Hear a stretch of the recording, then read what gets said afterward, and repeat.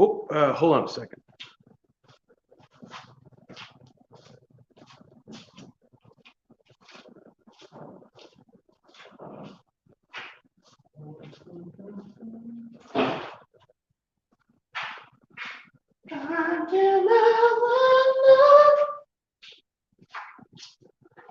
Just kidding. Don't come to my window. What's up, guys? Well, I'm gonna get some water in first. I'm working all fucking day. I'm tired, but it happens. You know, you got to do what you got to do.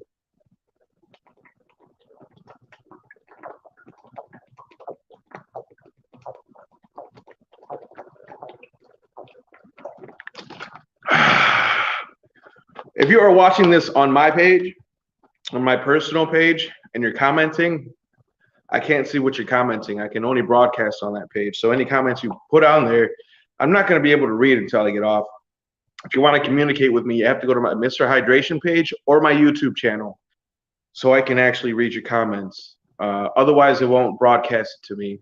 I don't know why that is. It just is. So if you're on my personal page and you want to comment and interact with me, do me a favor. Go to my Mr. Hydration page and I'll be able to interact with you there. And yeah, do that real quick. Let's put a banner up here. I got the Monday one.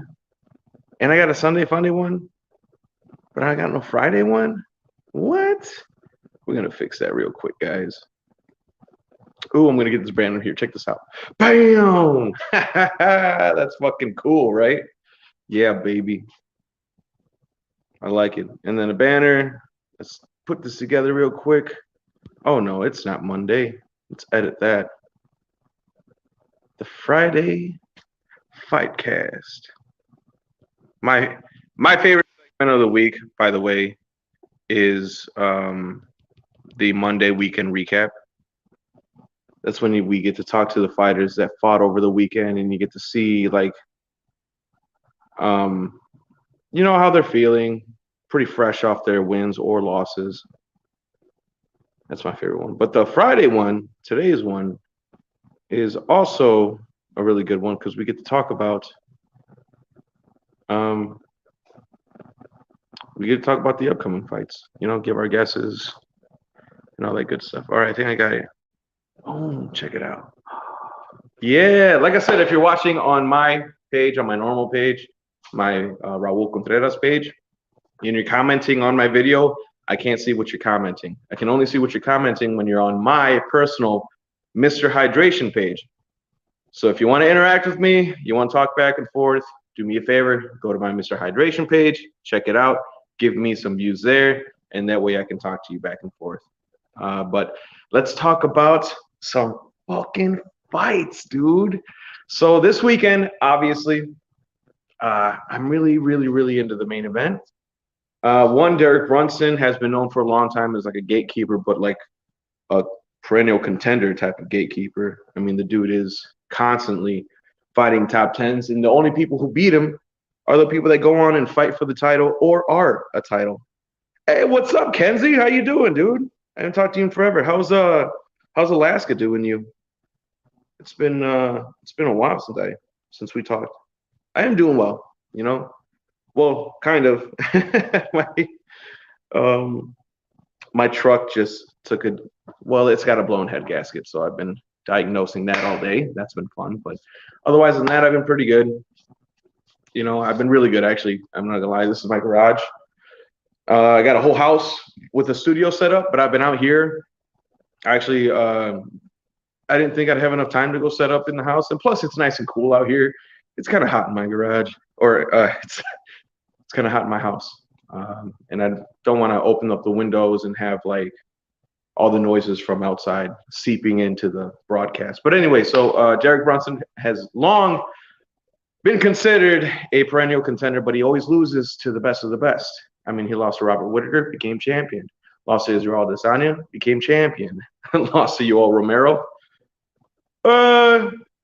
Never became champion, but he fought twice for the title. You know, he's always losing to the tip top of the 185-pound division. And lately, he seems like he's been on a roll. I mean, he shut down another hype train. And hopefully tomorrow, because I am rooting for Brunson, he shuts down Big Mouth. Because I'd love to see Derek finally fight for a title. I think he deserves it. He's like this generation's Michael Bisping of the 185-pound division. Oh, it's. I mean, yeah, it is terrible. It's terrible that my truck's like that, Kenzie. But I mean, I'll get through it. You know, I used to not even have a car. I used to not have a house. I used to not have a license. You know, and now I got all three. And if I go without a truck for a while, I'm just gonna be. You know, I'm still 2 steps above than where I used to be, and it's a beautiful life so far. So I'm not too worried about the truck being put down. But anyway, I don't mean to.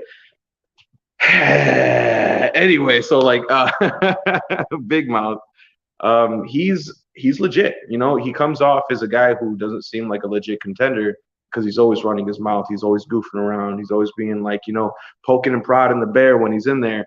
But the dude gets it done. I mean, look at the way he knocked out Jacare, dude. He went on a 5-fight winning streak last year, the only person to do so. And he knocked out Jacare to top it all off.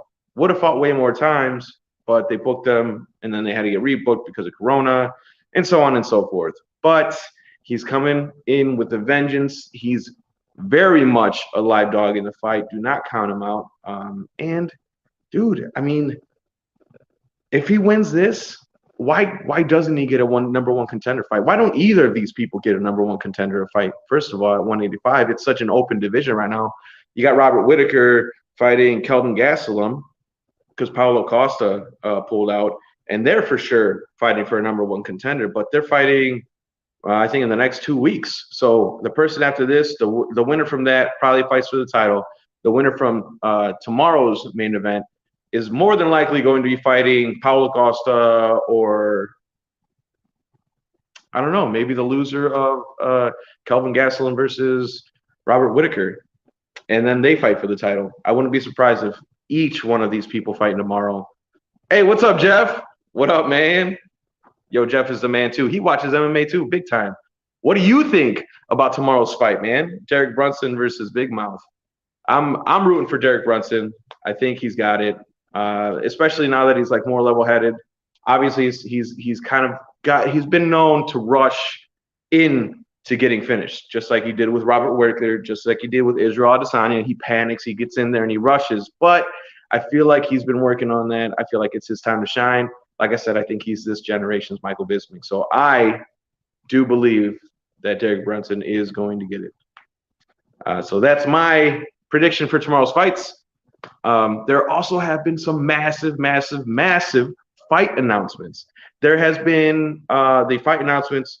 I mean, they've been coming out of the fucking, like, it almost seemed like it just blossomed yesterday.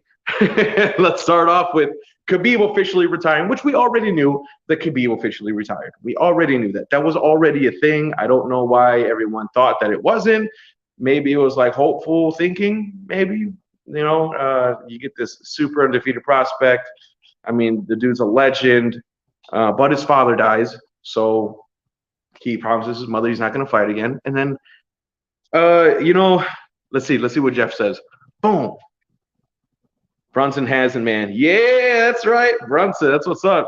What do you think of Chandler? Oh, man, for real. So because Khabib officially retired, now they're saying they're going to have the title fight between Michael Chandler versus Charles Oliveira. Charles Oliveira is on a 6-fight winning streak, I believe. All finishes besides Tony Ferguson. I mean, the dude is really come into his own lately. He's like Dustin Poirier was like 2 years ago, coming into all his skills, really honing in his work, and his ground game is impeccable. Chandler's known for taking people down, of course, but he's also known for knocking motherfuckers out. I can't say Charles Oliveira is known for the same. He doesn't have that one-punch knockout.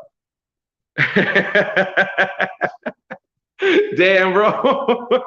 Have you seen his pictures? He looks like me, bro. I mean, in a good way, though. That dude could destroy me without even thinking about it. But yeah, he's a big boy now. Worst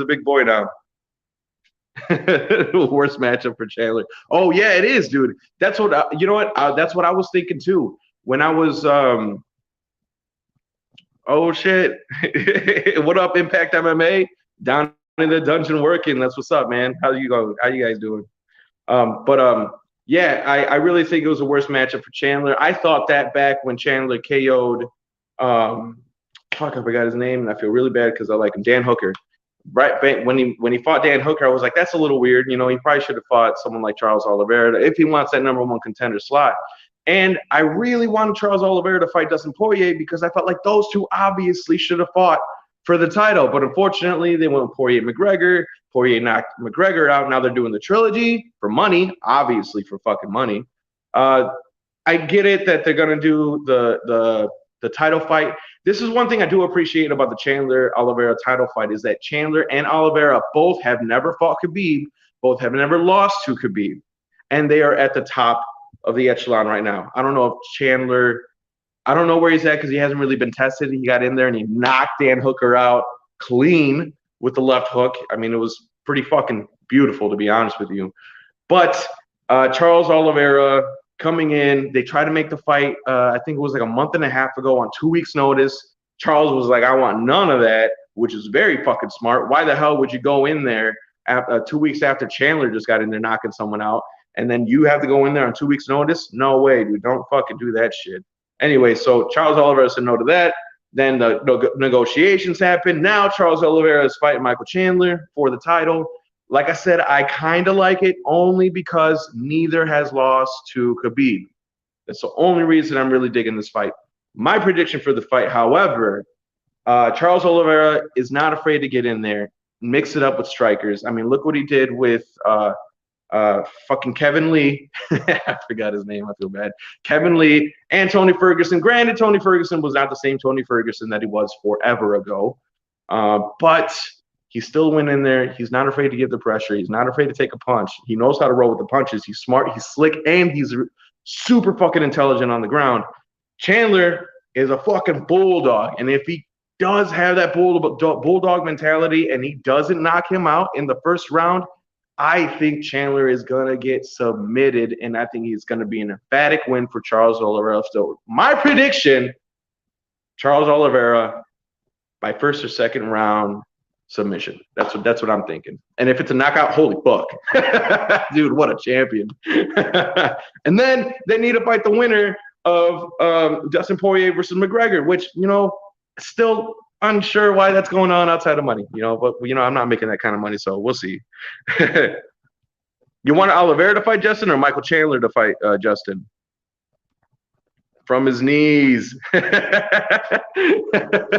Submission from his knees, is that what you're saying? Oh, man, I hope so. What up, Luke? Lucas, by the way, he's defending his title tomorrow at PFC in Peoria. So if you are available tomorrow and you got nothing going on, do me a favor, go down to Peoria Fight Club and represent for the man for Streator, Illinois. And if you're out there, man, go out there and support the fights. It's awesome. PFC is a great organization doing great things for the community. And obviously, Too Strong, repping the belt from fucking Streator, Illinois, baby. That's what's up. Oh, shit, you going KO Oliveira, huh? Oh, he knocked him out from his knees? No shit, really? I have to go back and watch that. So you're going with Michael Chandler. You're thinking Michael Chandler's going to knock him out. I'm not saying he can't. I'm just saying he comes in like a bulldog. He's reckless. I'm not saying he's reckless because he's an intelligent powerhouse. He really is an intelligent powerhouse, especially with his entries and picking people out. But Charles Oliveira is going to meet him with pressure too. And I think that's going to create one of these situations. And if he's reckless in that situation, I think Oliveira is going to capitalize it and probably submit him the first or second. But it's fucking Michael Chandler. Look what he just did. And look at his history in terms of fighting. The dude has power in each hand. I wouldn't be surprised if it was a knockout on his end in round 1 or 2. And if it was a whole 5-round fight, holy fuck, no one saw that coming. They're both finishers. I think Oliveira is 5 finishes in his last 6 fights. And I think Chandler, let's see, I know for sure he's got 2 finishes in his last 2. I can't remember who he fought before Benson Henderson.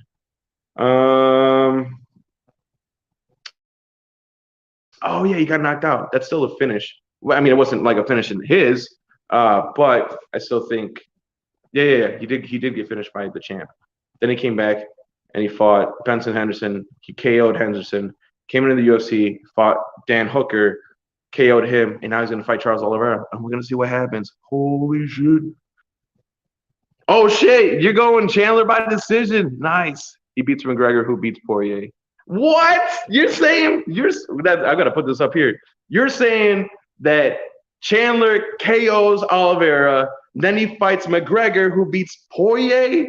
Dude, that would be such a legendary run. And that would put a huge stamp in the Bellator roster. That would be a huge thing for Bellator if that happened. I don't know if that's going to happen because I actually have two different my picks are different than yours. I think Oliveira is going to win, and I think Poirier is going to win. But if it rolls out the way that you're talking about, holy fuck, dude, that would put. I'm not saying Bellator isn't on the map. Bellator is definitely on the map. People know who the fuck Bellator is. But if Chandler wins, he comes in here, he knocks out Oliveira, knocks out McGregor. If he beats Poirier, and he is solidified as a 155-pound champion, you could literally do a super fight between him and Pitbull if Pitbull keeps winning, and have like a Bellator UFC crossover. I don't see why Dana White wouldn't do it after that, especially after getting their Golden Boy, having him over here, and then seeing what he does over here as compared to what he did over in Bellator. That would be crazy. That would be a crazy turn of events. So let's go into the McGregor versus Poirier fight. I think obviously in the second bout, first of all, the two bouts are way different from each other, super way different. In the first bout, McGregor was in Poirier's head, mad in his head, got him thinking reckless, got him in there thinking reckless, got KO'd.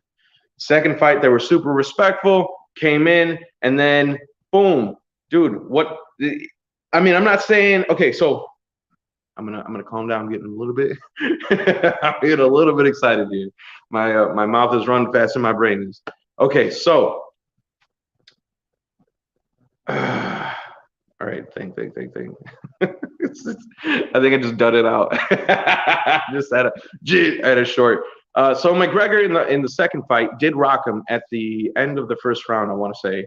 And Poirier, you could look at his face. He was like, "Oh shit, rung his bell." And he even admitted afterwards that he got his bell rung by McGregor in that first round. But those leg kicks, those calf kicks started adding up, and then eventually he got the knockout because McGregor couldn't move like he usually does. McGregor going back, I mean, he is a phenom. Let's be real honest here. McGregor is a phenom. He's a very, very, very talented fighter. Everyone has holes in their games, and he has been out forever. You don't really train for calf kicks if you haven't been in the game. And he did a lot of his training geared towards boxing because he did want to fight Manny Pacquiao, which was admitted by his coach in the interviews afterwards. I think coming into this fight, it's a totally different fight. It might even go the distance. I don't know. It might be one of those things where he just has to be careful, pick his shots, measure his position, make sure he doesn't get it within range unless he absolutely can pick his openings. But I think Poirier has just been through the fire way too many times. I think he finally got his KO. I think he should have been champion. We all knew that Khabib was retired. We all knew that Khabib was retired. We all knew it. We knew it. I don't know why they made a big deal about trying to bring him back. He made a promise to his mother, and if we know anything about Khabib, is that motherfucker respects his parents like I'm not saying to a fault because that's not at all what I should be saying. But he respects his parents so much that if he says something to them, he's gonna hold it together. He's gonna really believe in it, and he's gonna hold it down in terms of that's how he's gonna approach the game. So anyway, moving forward, I think Poirier is gonna get McGregor. I think it's gonna be a long drawn out decision. I think it's gonna end up like the Namajunas versus Jacek fight. I think it's gonna be a whole ass long fight, long ass decision, and I think he's gonna win. At the very end, that's my prediction. Tell us more about this heavy bag that appears to be hanging from a speed bag stand. Does it switch back and forth? No. That's definitely a speed bag. Here.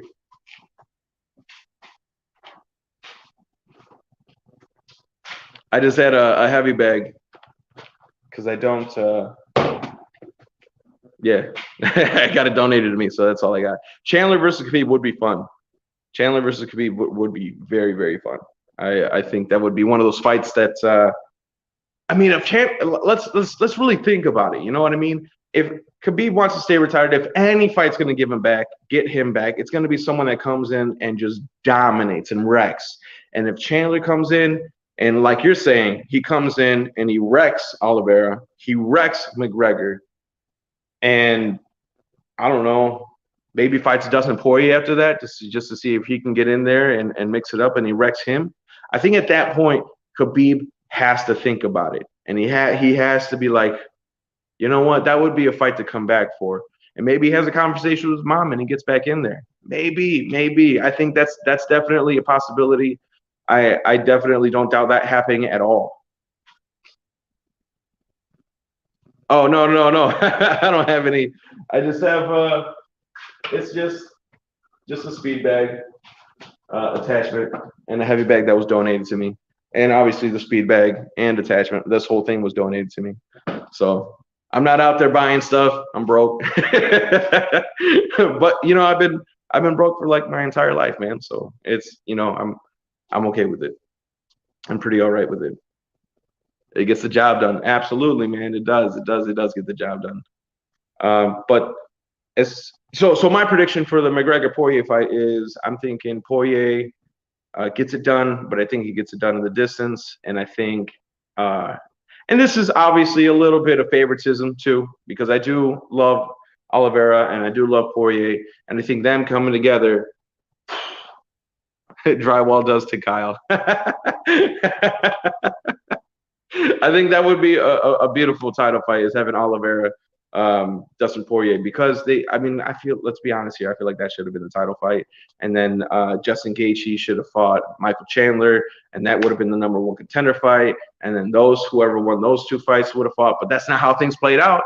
It is not how things played out. And I'm not going to lie to you, I am really enjoying how things played out, besides the title fight being Oliveira, Michael Chandler. But at the same time, like I said before, I'm okay with it because neither has fought Khabib Nurmagomedov. Neither has lost to Khabib because Khabib's undefeated. So it is nice having a champion who hasn't been touched by Khabib. So that's going to be real cool at the very end. I love that comment. I'm putting that up here.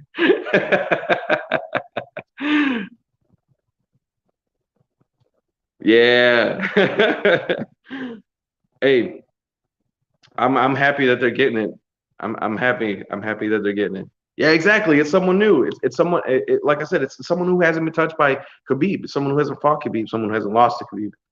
I'm really happy about that, and I think that was a smart decision by the UFC. Let's be honest here. Both McGregor and Poirier have lost to Khabib. Both have been finished by Khabib, not just lost to Khabib, finished. So there's a little illegitimacy there, but now we're getting somebody who hasn't, fresh faces, someone from a whole new organization that came over from 155. It's going to be a good fight, man. It's going to be a really good fight. I'm really excited about it. How are you feeling about let's skip those fights, man. Let's talk about your fight tomorrow. Are you down to come on? I'll send you the link right now, man. If you're down to get on here and have a conversation about your fight tomorrow. But what was I saying? Oh yeah, so then those two are fighting at 155. Pretty happy about that. And the all right, cool. Let's get you on here, man. I'm gonna send it to you right meow. Let me look real quick.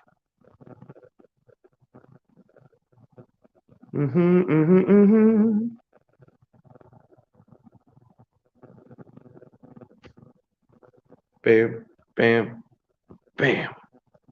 There we go. All right, I sent you the link. Let's get you on here and talk about your fight.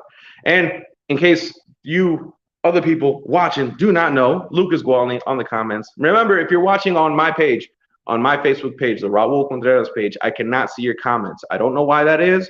I just cannot. You have to go to my Mr. Hydration page, go to that broadcast so you can comment, and we can interact together. I can get your opinions about these fights. I can get your opinions about what's going on and what's happening. But it has to be through the Mr. Hydration page, or it has to be on my YouTube channel, which is I don't remember the name of my YouTube channel. I should start promoting that more often now that I'm using it. But check out this little thing. Isn't that cool? That's me. That's me with my long hair. That was actually me when I was performing. Where was I? I was in Riverfest. I was performing at Riverfest in Ottawa. It was me and my band at the time, the Untouchables. I was really proud of that band. We did a lot of great things. We went really far. We played at the House of Blues a couple times. We played at Riverfest, obviously, Triple R Fest. We played it. Man, I felt like we were on top of the world. That was a good band. It was good stuff. I still talk to the guys. It was. I ended up leaving to go do my own thing in California. So that's what happened there. But another fight that's coming on. In the meantime, while we get Lucas up here. Hey, what up, man? Poirier deserves that belt. What up, Charles? Check this out. Boom. Yeah. Hey, man, you should have came on here and talked about these fights, bro. You should have came on here. But anyway, TJ Dillashaw is going to be fighting Corey Sandhagen. Dude, Corey's been calling TJ out ever since before he got his suspension lifted. If you don't know who TJ is, it's because he's been out for 2 years. He's been out of the game for 2 years. So if you're new to MMA, new to UFC, watching UFC, you probably haven't heard too much about TJ Dillashaw other than people talking about his PED use. Before his PED pop, I'm not saying he wasn't doing it or he was doing it, but I will talk about his dominance in the division. He went on a fucking steamroll train. It was fucking crazy. He got a fight. He was who, man, I forget his name and I feel so bad, but he was a reigning champ at 135 after Dominic got injured. What the fuck was his name? I can't remember his name. But anyway, he beat him in emphatic fashion. Fought him again in the rematch. Beat him again. Went on a tear. Fought Dominic Cruz. Lost to Dominic in a very, very controversial split decision loss. Let's be real honest here. I kind of thought TJ won that. But, you know, I'm not really like too sad about it either because it was a really, really close fight. So he went on to fight Cody No Love. He ended up beating him, knocking him out, getting his title back. He went and fought him again, knocked him out. Then he went down to go fight Henry Cejudo at 125 pounds, and he lost. He got knocked out in, 52 seconds, 48 seconds, something like that. I can't remember exactly. He lost there, and then he got suspended because he popped. I think it was like 2 weeks later, he ended up popping for PEDs. I forget, Turinabol, maybe? I think I'm just saying shit out of my ass. I don't remember if that was it or not. But anyway, he popped for that, got suspended for 2 years, lost his title. Henry ended up going up a weight class, fighting for a 135-pound title. He won it, and like the division has been kind of like on shaky legs ever since then, especially with the recent title changes to fucking. Oh my God, that was such a crazy, like the dude, not accidentally. I'm not saying accidentally because he knew he was kneeing him, but holy fuck, what a crazy change of belts, especially when Peter Yan was winning that fight against Aljamain Sterling. But all right, we'll get back to that. We got my buddy coming on, my buddy and yours, Lucas, too motherfucking strong Gwaltney. What up, man? What's going on, man? Chilling like a villain. Look at the hair, bro. You get the mop today, the mop. It ain't in braids. Damn, bro. Nothing but a mop. Nothing but. You fight like that tomorrow? Yeah, I can go with the lesbian look. Damn, bro. That'll be all braided up tomorrow. I can go with the lesbian. I like it, dude. Oh, I like the whole side profile and everything.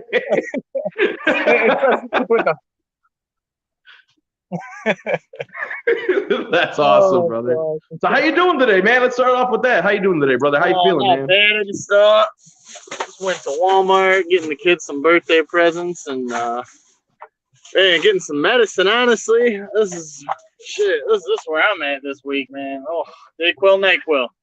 Dayquil, NyQuil. Damn, man. So how you feeling going in tomorrow's, man? Yeah, that's how I feel about it. I'll try not to. I don't know. I'll try not to get sick in the Kumite ring. In the Kumite, right? Everyone just breathing on you. Yeah. As long as I don't breathe on them, there shouldn't be a problem. Right. People forget there's still other, there's still other stuff out there besides Corona. It's weird. It's like everything's Corona. Everybody forgets about that, right? Yeah, for real. Like we weren't living with viruses before it came along. Yeah, fuck justice for other viruses. Other virus all lives viruses matter. matter. All viruses matter. That's awesome, dude. Oh shit. So why don't you tell us about how this whole week has been? I seen the trash talk online. I'm sure everyone that follows PFC seen the trash talk online. Going into this fight, does that even bother you? No, zero. Nice, Zero. man. Who That's was all trash that, talking? what's that? Who was trash talking? Dude, it seems like it. It seems like it's a constant rolling in there, you know what I mean? Who was it though? Hey man, the good thing about it is like if you're in the trash talking, you got to get in the ring and answer. You got to. Which one was trash talking this time? Oh, I don't know, man. It's everybody. Everybody, It's who's him. everybody? You know, fuck them. Let me just pull up the screenshots, bro. Yeah, I'll tell you. I bet they weren't from Streeter. No, they ain't from Streeter, bro. You know that. No, so they Hell don't no, fucking man. matter. Exactly, dude. Hey, I'm gonna do my best to make it out there tomorrow. I Oh, don't know cool. if I I'm was gonna be gonna able see. to I take my was wondering truck, if but you were going out there. Nice. yeah, I don't got nothing going on tomorrow. I'm free. You know what? I'll scoop you up. Shit. Dude, that'd be awesome, man. I'd love to go I can out there. get I you. got my mic I got my mic and everything, dude. I'll have it all set Nice. up so I can do like interviews and shit. That'd be the Yeah, shit. he would love that, man. I'm sure Rob Bryan would love to have you out there. I'd love to have you out there. Shit. Yeah, baby. Yeah. I'll roll with, dude. I'll roll with. Yeah, So that's what's let's talk about the fight tomorrow, man. How do you think you get it done? I think I'm gonna go slow. I don't know. Like I said, I just feel sick. I'm just gonna pace myself. Like if I feel like the fight's getting away, I'll suck it up and chase him down. But yeah, I don't know. I'm like, I wish the fight was like a different week. I don't feel good, but I mean, I'll get the job done. I'll just slow play him, let him do his thing, and I'll. I think there'll be holes in his game. He's way more athletic than I am. Maybe he hits harder. I don't know. He's faster. He's like a D1 wrestler, really good wrestler. But this ain't MMA. This ain't wrestling. So I mean, I think a little bit. He's gonna go. I think he can't. It's that I'll pick him up. I think picking shots is how I'll beat him. I'll just little shots, little itty bitty punches that he's just surprised he's being punched. I watched a couple of his fights, and it seems like he's definitely green on the boxing side. He definitely looks like he wants to do other things while he's in there, and He's like the guy that he hits the heavy bag and the heavy bag moves really far, and it's like, you hit it hard, but you pushed it hard. You don't have no snap behind your punch. nice, dude. That's good to hear from you because I like think guys fall down when he hits them because he hits them hard. what was it that I think it was Rashad Evans had said about Rampage Jackson when he beat the door, and he's like, doors don't hit back.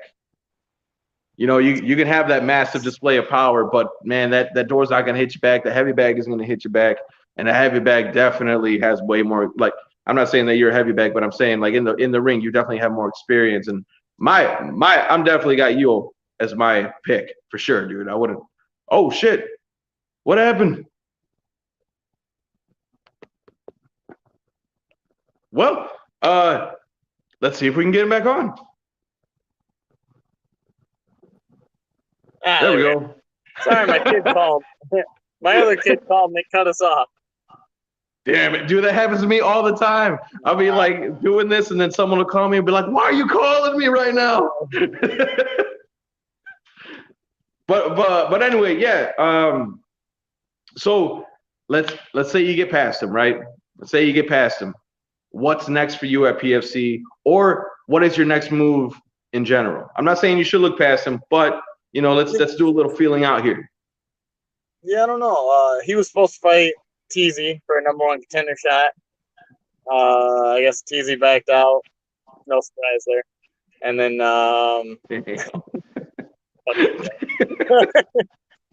hey man, he almost pulled out of yours too. there's I heard he got moved back a week. Then he backed out. I don't know what that kid's deal is. And then so I don't know, maybe he comes up and fights. If he beats me, maybe round of the fight's about. If he doesn't beat me, then maybe he takes his free pass to me. Kenny has an easier win because I exposed something. He fights him, and then there's a new guy though that interests me. He's a heavy. This Mr. Lightwork. There's some show called Street Beefs. I'm new to so Street Beefs? Yeah, you know about this? Do you know anything about this? Street Beefs? Yeah. I think it was 3 weeks ago. Someone had mentioned them on my on here when I was talking to them. They had mentioned, yeah, Mr. Lightwork, the heavyweight, right? That's the one I'm looking at.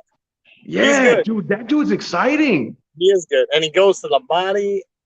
Eddie Whitney gives me every bit of trouble on my feet boxing at the gym, and he had a draw with that what do they call him, the Boogeyman or whatever. I hate all these nicknames. It makes it sound so cheesy, but draw with him, and then that Mr. Yeah, Lightwork it was I think it was the Boogeyman. Yeah, he made him quit. He made the Boogeyman quit in like early second round with body shots. Bad. And Eddie didn't do that. So I'm like, you're a problem. But, I mean, he's the next weight class up. And if they want me to bump up and give up that much weight against a legitimate good boxer like that, they're going to have to pay me something nice for that a little bit. And then there's that Rakeem kid that has a win over Cell that I don't think he should have that win over Cell. That last fight, right? Yeah, that was a little bit robbery, but I mean, that's what it is. I thought so too. He called me out. I accepted. Then he backed out for whatever reason. So I can see myself fighting him. I can see myself fighting that Mr. Lightwork for the right price in the future. But I want some of these guys to get more wins. Like Kenny Thomas, but I wanted to see him knock out like two more guys, 5-0 against 7-0, and one of the O's must go, and it's still one of the O's must go, but it's earlier than I wanted to fight. I mean, get more exciting. And what's he? 2-0, but it's exciting, and with the exception of maybe Rakeem, heavyweight out there. So I'd like to see them fight. And I still want to see him get some more wins. Build up the I don't know, the hype behind it. Yeah. I get what you're saying. And that might be the guy that could beat me out there. Honestly, he's a big guy, and he goes to the body, which is what impresses me about him. But it's what it is. Mr. Lightwork, I'm pretty sure it's the same guy I'm thinking of.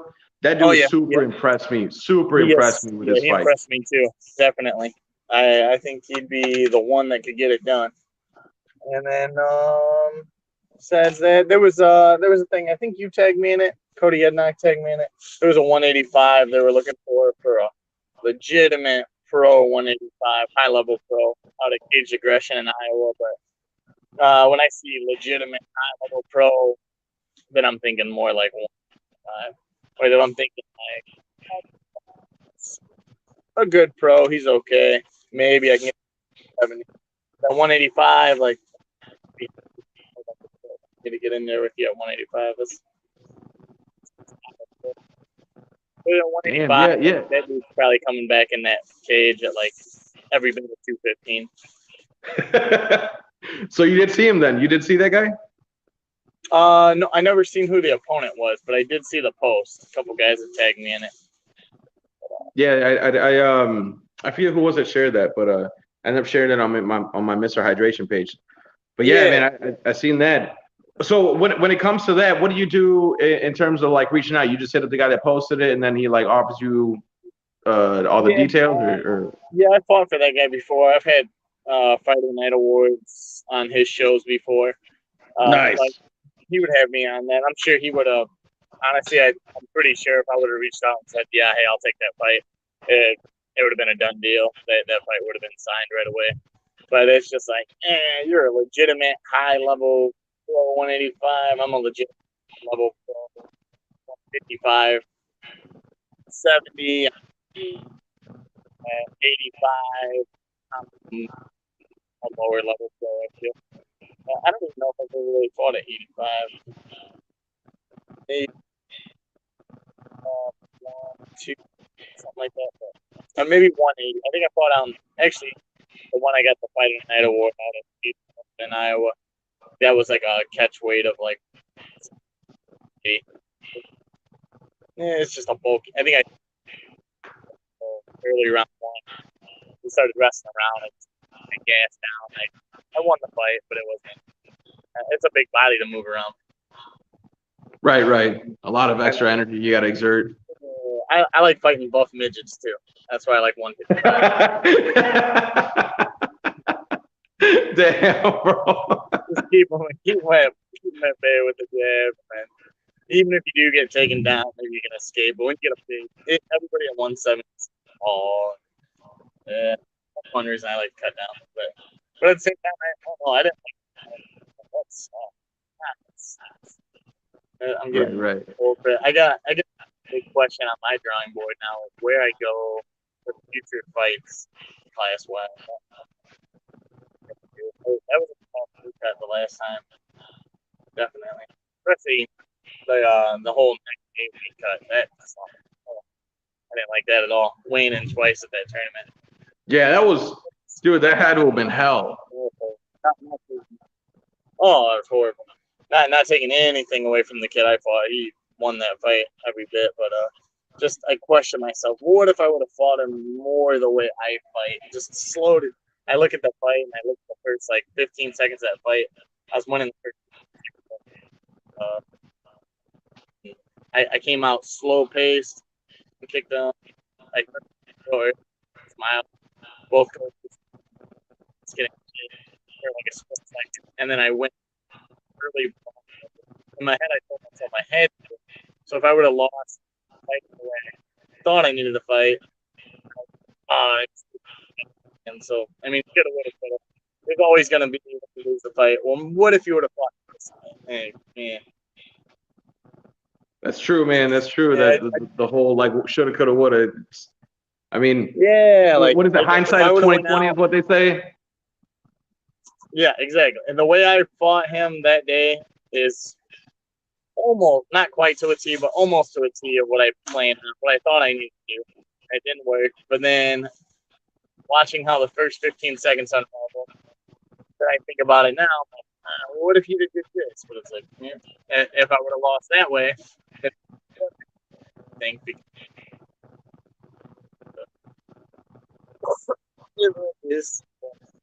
I think if I ever went back out there, I would definitely. I don't know. Kickboxing is a weird place. It's very fast paced. Really fast paced. Compared to an MMA fight, it was a lot faster paced. Yeah, that kid was super, just peppering you, pop, pop, like at all times. The worst was when he jumped. I don't know if he jumped up for a flying knee or a Superman fall. What he did, and I was just like, I remember like reached up like a trying to catch the basketball. Like, what the hell was that? Where did he go? I remember he lost his shit, and like as he's like coming down, and then we like sidestep away. I give the and like, what the hell was that? What the hell was that? And I'm 35. Don't be doing that shit. No fair. All right. Put your foot in the tire and let's just fight, damn it. No more of that. Right. You're like the audacity, bro. How dare you? Yeah, how dare you? That's hilarious, dude. Lily says, wasn't he at our house? I was like, yeah, he was at our house. Isn't he famous? Yeah. Yeah, famous. He owns his own radio station. Oh. So that's on the radio live now? Yeah, that's on the radio live now. It's the Mr. Hydration Show. He was at our house. Yeah, he was at our house. That's awesome. Kind of well, I appreciate it. And I sing too. Yeah. I don't have unfamous friends. Yeah, anything. Right. Hey, I'll tell you what, man, I really enjoy watching those fights at your house though. That was a ton of fun. You're definitely always welcome, man. And we'll roll down to PFC tomorrow and punch some dude from Decatur in the face and interview him afterwards. What time do you want to roll? That's a good question. Let me talk to Des tonight. Let's see what's up. See what she's comfortable with, and I'll look at the fight cards, see if anything's like worth getting there right away. Or yeah, I'll definitely let you know. For sure. You got my number, right? I don't think so. Message it to me. Okay, I will. I'd put it out awesome. on here, but there's so many people that live on the radio.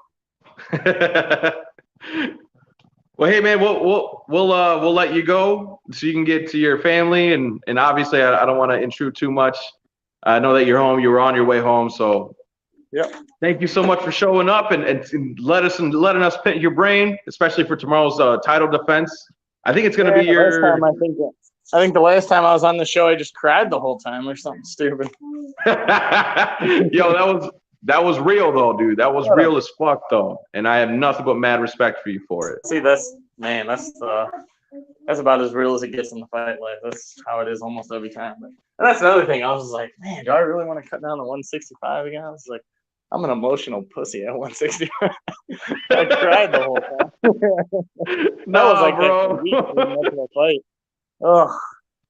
And then I've been sick twice since the fight. I think, I don't know, maybe a part of it was getting drunk in Tennessee, going out and putting all the weight. But I was, my immune system. Yo, real quick before I let you go, man, what was your favorite bar the day after when you were celebrating? You know what? I'll tell you what. It was not the bars you would think it was. Like, we went to Kid Rock. We went to...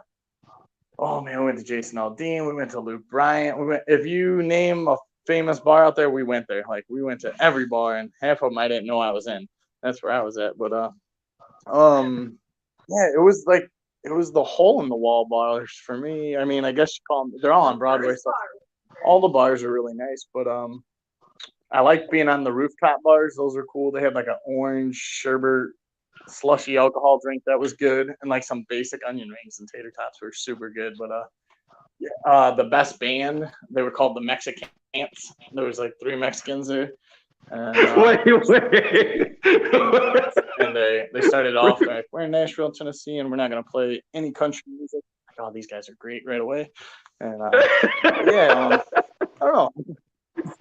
It was something definitely about Mexicans, bro. Yeah, it was definitely the bars that weren't like namer bars. They were just better. I don't know.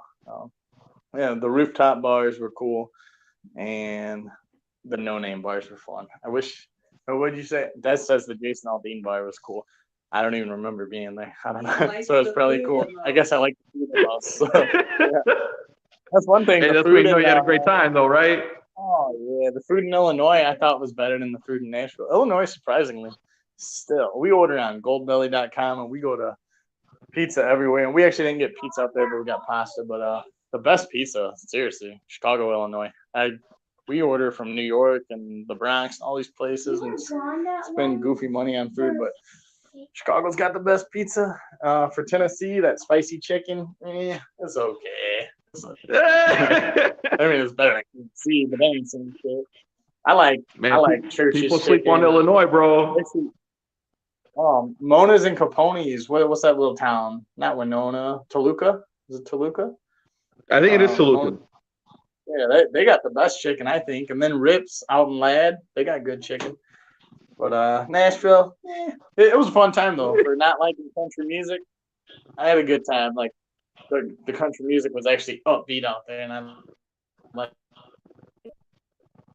right. Sometimes the country music's all slow and all about like fucking sad shit. And it was just the environment. It was cool. I don't care about your tight jeans and your tractors, man. Like, don't talk to me like that. But yeah. No, I'll tell you what though. With maybe the exception of the Mexicans, I didn't see one band that was good as Raul Contreras out there. Not one. Damn, for real? In my opinion, I don't know. Maybe I'm biased, but that's just me. I had a better time at the House of Blues. Hell yeah, baby. Anybody. Definitely. But yeah, if you haven't seen Victor, man, go buy a ticket to his damn show. He's good. He entertains. He doesn't play his stuff. He plays other stuff, and then he ties it in real well, and it sounds good. I like it. I have a good time there. Thank you. Thank you so much, brother. I'm Thank 35. you so much. I I might just appreciate hire liquor to come play my birthday party. Just like put on my couch and sing songs. We'll eat a fruit snack together and we'll just play songs. I might even sing with you. that. And we'll set some pads. We'll set some Thai pads on the ottoman, and then when we get froggy, we'll set some pads. We'll eat Lunchables. I don't buy this shit for the kids. Right. Damn, dude. Well, thank you so much for being on, man. I appreciate you so much, dude. Tomorrow. I'm gonna get these kids straight. Tomorrow. Yeah, PFC, man. What do you See mean? you tomorrow. I thought I had some water in the fridge. I'll pick you up tomorrow, man. I'll see you, brother. All right, later, brother. That was Lucas Too Strong. Well, tomorrow he's going to be defending his title at PFC, Peoria Fight Club. He's undefeated over there. He's going to be defending it. Yeah, tomorrow. It's going to be great. It's going to be a great time. I'm going to go out there, do some interviews, hang out with the people, finally get to catch the energy of PFC. I'm a huge fan of PFC and what they do. Again, if you're watching this on my personal channel, or not channel, but personal Facebook page, my Raul Contreras Facebook page, I can't see what you're commenting. I don't know what you're saying. You have to go over to my Mr. Hydration page to get in the comments, to interact. Otherwise, I don't know what you're saying, not until afterwards anyway. And then, I'll get on my phone and we'll interact afterwards. But if you want to interact right now as we speak, do me a favor. Get on my Mr. Hydration page. Go to that stream and start commenting on that page. So now that, who was left? Oh, yeah. We were talking about the fights that were booked yesterday. It seems like yesterday. I think Charles Oliveira versus Michael Chandler was booked yesterday. Dustin Poirier versus McGregor isn't officially booked yet, but who else are they going to fight besides Justin Gaethje? And the money isn't there. The money is in the rematch, unfortunately. Not unfortunately. I'm just saying the money's in the rematch. So both of them are going to be going for it. McGregor wants that win back. Poirier wants that money and that win. And then whoever wins that is going to fight the winner of Oliveira versus Chandler. But let's talk about the TJ Dillashaw versus Corey Sandhagen fight. That was just booked recently, along with Cody No Love versus Rob Font, which is an underrated fight in itself. Rob Font has been extremely underrated for very, very long. The dude has been deserving of a top 5 for a very, very long time. So let's go with the Corey Sandhagen, TJ Dillashaw. TJ's been out for 2 years. Corey Sandhagen has not. Corey Sandhagen has been on the up and up. Look what he just did to Frankie Edgar, which, fuck, man. Frankie Edgar is one of my favorite fighters of all time. That was so sad to watch him go down. Hey, what's up, Tina? How you doing? Here, boom. I'll put you on here. Whoop, whoop. What's up? But, yeah. So I think Corey Sandhagen gets it done. I'm just going to be flat out. I'm not really going to give a huge, big explanation for it. Number one, TJ Dillashaw did pop for a performance-enhancing drug. He's been out for 2 years. Not saying he hasn't gotten better after 2 years. He's definitely gotten better. But Sandhagen has gotten better in the cage. He's gotten better in the cage. He's only had one loss, the Aljamain Sterling loss, which Aljamain just fought Peter Yan, and he won the title via DQ, which is I think he's the first person ever in UFC to win a title over a DQ.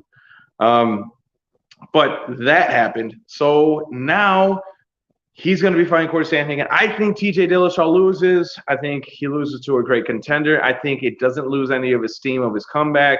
I think he puts up a good fight, but I think Sandhagen picks him apart and he gets it done. As for Cody No Love, I think Cody No Love versus Rob Font is underrated. I think Rob Font is the type of guy that's going to be trying to draw out a dog fight.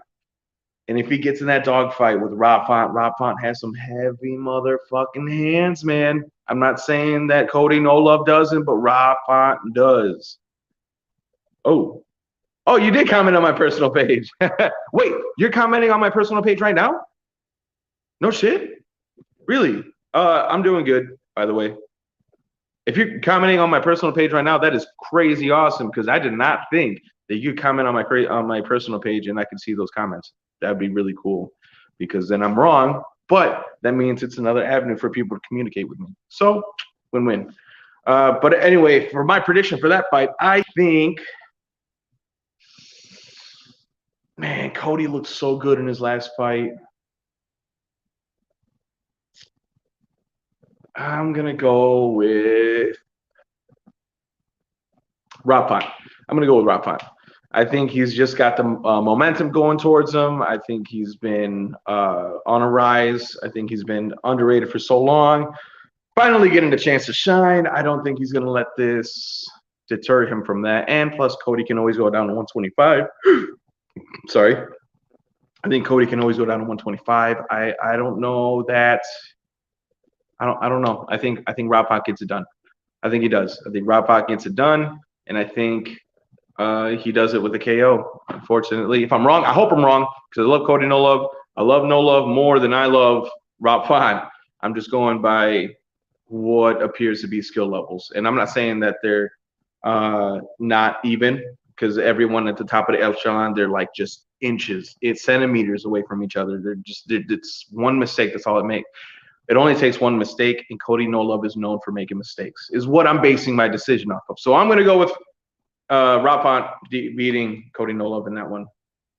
And yeah, dude, I'm pretty excited for all these matchups. I'm really excited for all these matchups. So the fact that they all came out yesterday is such a great thing, because like it felt like it was kind of stale there for a little bit. We didn't know what was happening with the 155-pound division. There were so many things going on with Dana White trying to get Khabib Nurmagomedov to come back. I knew he wasn't going to come back. The man with that kind of dedication and respect for his parents, there's the kind of man that does not deter in any way, shape, or form from his promises. A promise is a promise. DC talks about it all the time. His whole camp talks about it all the time. The man just portrays respect and honor. So I think it's him saying it on TV. He would never go back on it. So he promised it. I think maybe down the road he has a conversation with his mother. If someone really pops up at 155 and makes a claim for being like the greatest, but outside of something spectacular happening, I don't see him coming back. I think he's very, very comfortable in his position, and I don't think there's really right now anyone that could really challenge him, and I think he knows it. Oh, okay, you did switch pages. All right, cool. Yeah. I was I for some reason I don't know why the comments from my personal page do not show up here.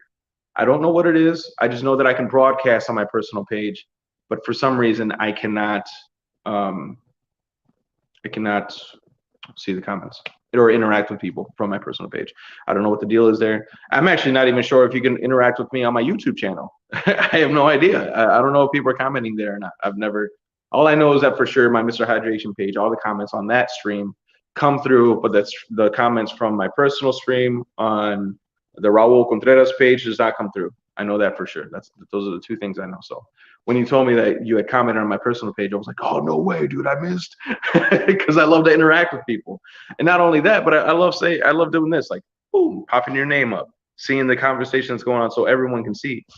It's just good interaction. And, you know, it'd be nice if I could do it from my personal page. Unfortunately, I cannot. So that's how that works.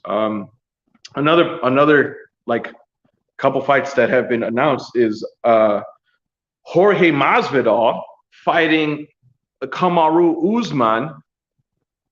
Oh, it might. Yeah, you're right. It might be set on private. I'll have to look that up. I have to look up my settings to see how that works. Yeah, I'm on my phone right now though. Does Facebook allow you to fuck with settings on your phone? I can't remember if it's Facebook that does that or if it's another. Maybe it's Instagram. Instagram, I think is, I don't know. Either way, I'll check it out after the stream. But Kamaru Usman fighting Jorge Masvidal. What the hell, dude? that is such a crazy, awesome fight. I don't think it's going to be any different than the original. I really don't. I don't think it's going to be.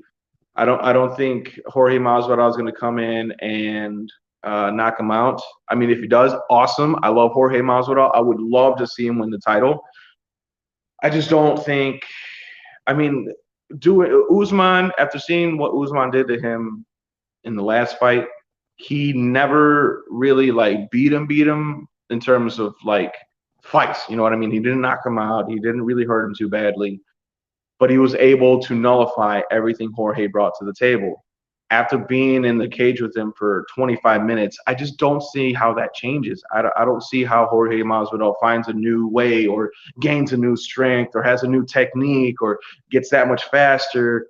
I don't know how much you can change in terms of it being a year after being not dominated but nullified that convincingly in the first fight. So I'm gonna go with Kamaru Usman on that one. I would love to see Jorge Masvidal win, though. I would love to see Jorge Masvidal win. What up, Corey? How you doing, brother? The next fight that's coming up, or the one on the not the undercards, but the co-main event, and then the co-main event is maybe what you would call it. Weili Zhang versus Rose Namajunas. What? Dude, I have been so excited to see Weili Zhang fight again. She's such an exciting fighter.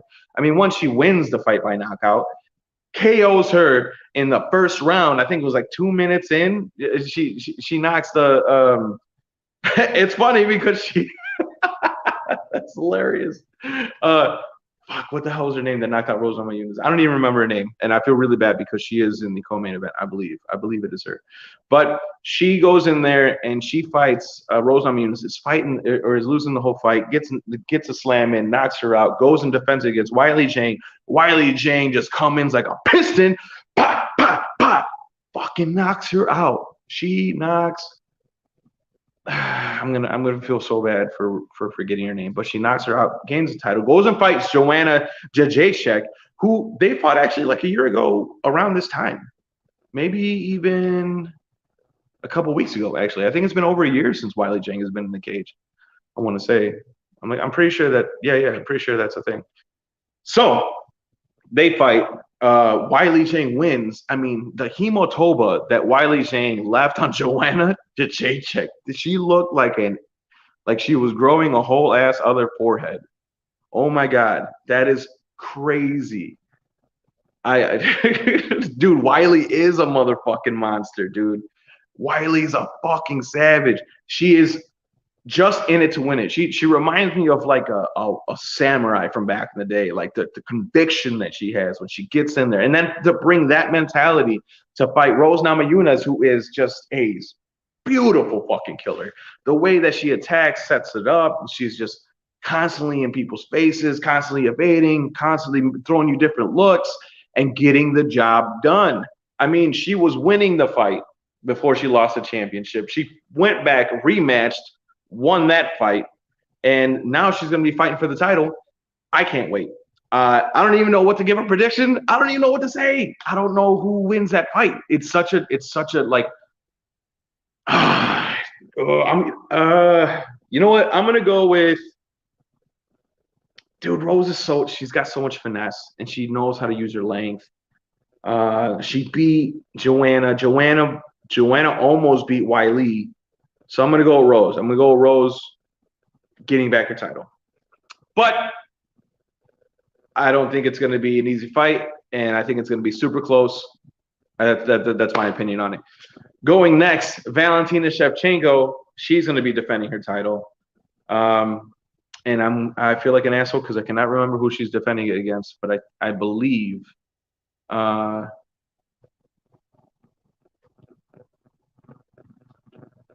oh, you don't think dude, I do fuck with Rose. I do fuck with Rose heavy too. I big time. I don't know, man. It's such a like after seeing what Joanna did to Weili, and I'm not saying that Joanna won against Weili. I think Weili won for sure. But I just feel like if Joanna could do that to her, what can Rose do to her? And I think maybe no, I don't know if Joanna has a better chin or not. Yeah, it's such a fucking toss-up, man. I don't know. Weili's a powerhouse. She is a powerhouse, and she's so good at closing the distance. You know what I mean? I'm so teeter-tottering on that fight. I really, really love both fighters. I think they're both super skilled. I don't know, man. I don't know what to think there. I'm gonna stick with Rose, but I wouldn't be surprised if Weili won that. Joanna does have crazy hands for sure, dude. She does have crazy hands, and look at what Weili did. You know what I mean? That's what, like It's such a good fight. It's such a good fight, man. There's not many fights where I'm just like, I don't know who's gonna win here. Like I'm usually leaning towards somebody pretty well. Every now and then I'm like so about it, but I'm never like teeter-tottering on the edge like I am with Wiley and Rose Namajunas. I was the same with the Wiley versus Joanna fight, and rightfully so. I mean, look how that turned out. So I'm gonna stick with Rose. Yeah, like you said, any given night, man. Oh shit, what did I do here? Like you said, any given night, on any given night, anything could happen. I'm gonna have to go with Rose though. That's gonna be my pick. And Valentina Shevchenko, dude. That's a no-brainer for me. I think Valentina, I don't think she's ever going to get defeated at 125. I think she's a fucking powerhouse. She's mad on the fucking ground. She's only getting better. She's got cardio for fucking days. Her mentality is unbreakable. Like, dude, in the first Amanda Nunes fight, she was winning that third round. If there were 2 more rounds, dude, she wins that. Valentina wins that easy. The second fight, I thought that Valentina won. I thought she won. And I think those are her only 2 losses. Who else did she lose to? I don't know. I don't think she's lost to anyone else, unless it was like before the promotion. But either way, I'm gonna go with Valentina Shevchenko on that one. AP, I would like to know, man, what is your opinion on the Kevin Holland versus Derek Brunson fight tomorrow? And I'd also like to know who you think wins between Charles Oliveira and Michael Chandler. I'm going to drink some water. Hey, by the way, do me a favor. Stay hydrated, man. Drink some water. Yeah, if you drink some water today, go drink some, man. It's good for your body.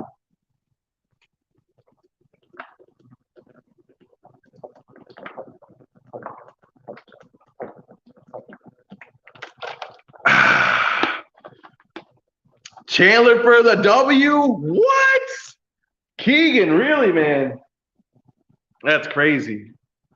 I got Big Mouth and Oliveira. Yo, damn, bro. I don't know, man. Derek Brunson has been a perennial I don't want to say gatekeeper, but he kind of is. The guys who lose to him do go on to fight for the title. Robert Whittaker beats him, becomes fucking champion. Israel Adesanya beats him, becomes fucking champion. You know, and then he who's the last guy that he just beat? The fucking other hype train. I forget his fucking name. But anyway, he came on. He beat him. I mean, he's beating really good people. He's never losing to top. He's never losing to people who aren't top-notch talent. He's never losing to people who are not top-notch talent. I think my official pick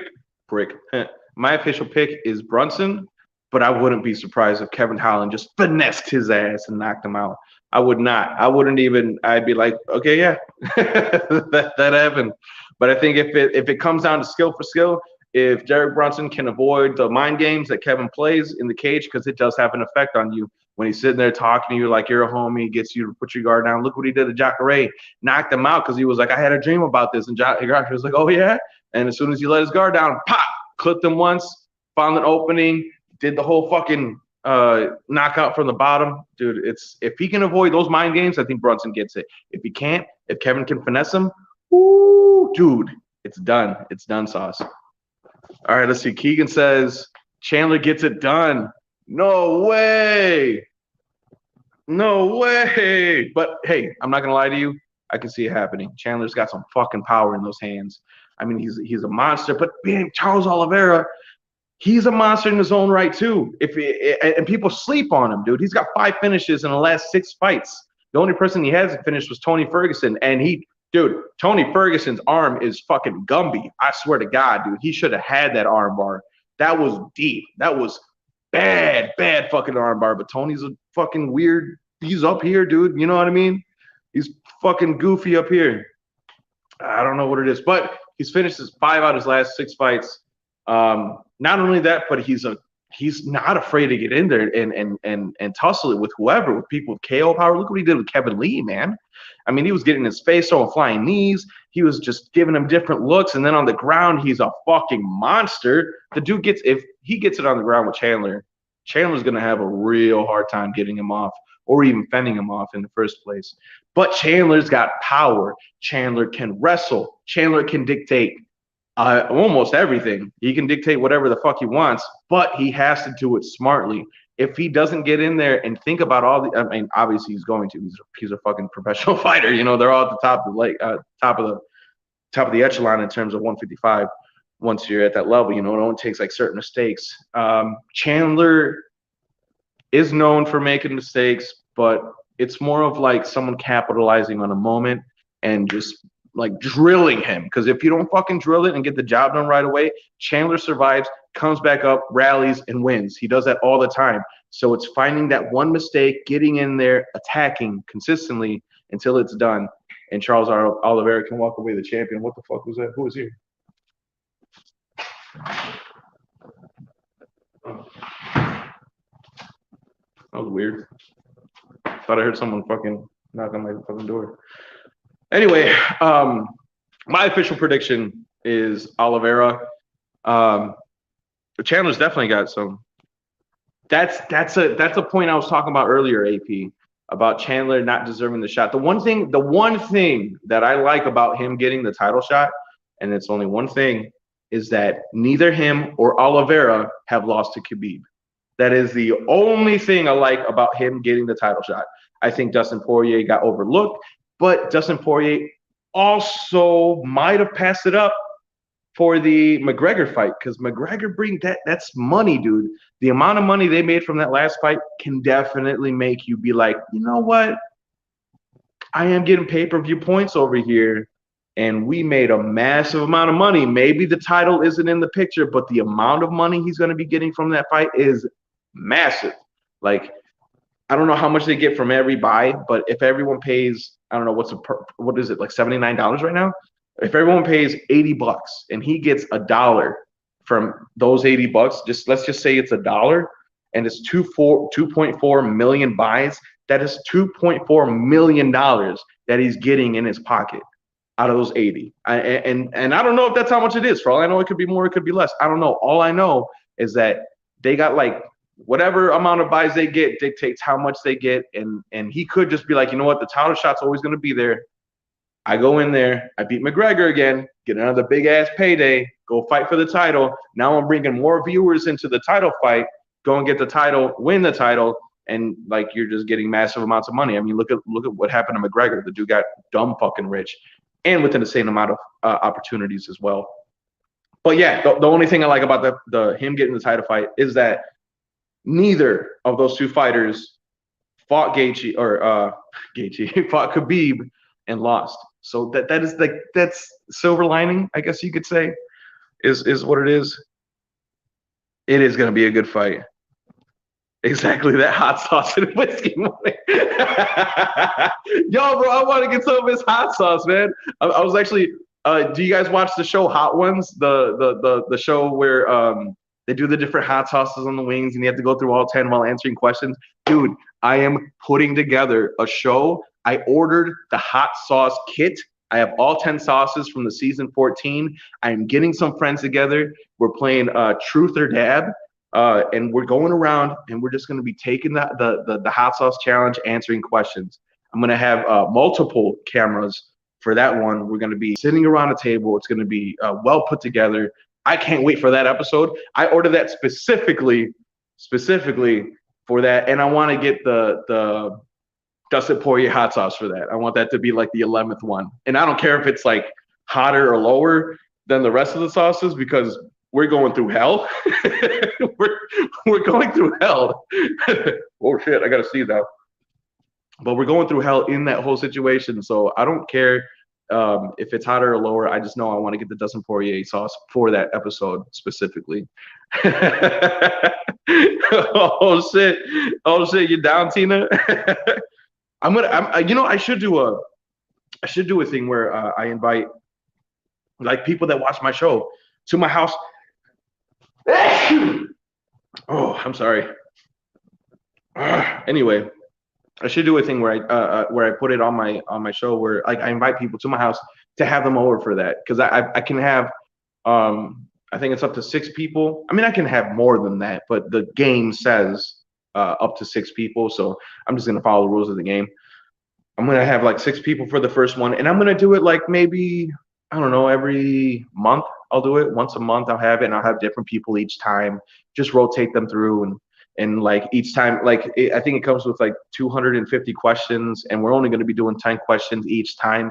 So that's 25 shows that I can do without ever repeating a question. So that's my plan to do that, and it's going to be the Hot Ones episode. I'm obviously not a part of Hot Ones, but I will be letting them know, hey, I'm going to be doing this, giving them the credit for the game and the hot sauces, so that way I don't get sued or any of the other bullshit. I don't want, you know what I mean? I don't want to fucking be in that kind of trouble. But yeah, thank you guys so much for tuning in. I appreciate you all. Make sure you like and share this broadcast if you enjoyed what you heard, if you enjoyed the conversations. And I'll think of maybe like a competition or like I don't know. I'll think of a way to pick and choose people to come over and do this Hot Ones dab challenge with me. I don't know how I'm gonna do it. I don't know how I'm gonna put it together, but it will happen. So be on the lookout. It's gonna be a lot of fun. Hey, see you tomorrow night, Tina. I'll be out there. PFC, baby. Ooh, I'm gonna be doing this out there. I'll be interviewing people. Hopefully, I'll have a microphone that I could. Hey, man, how you doing? You know, talk to him. It'll be cool. It'll be cool stuff. All right, I'm out of here. Thank you so much. Again, the Mr. Hydration Station. Make sure you tune in Monday, Wednesday, Fridays. I have been kind of off my schedule this week because my mother came to visit. It was a surprise visit. It was only supposed to be for a little while. Ended up being longer, but she's my mom. I love her, and yeah, and that's how it goes. You know, gotta choose my mom over shows. So thank you so much again tuning in. All right, I'm out of here. I'm done repeating myself. I'm out of here. Get the fuck out of here. Get out of my face, man. What? Oh, it won't go away.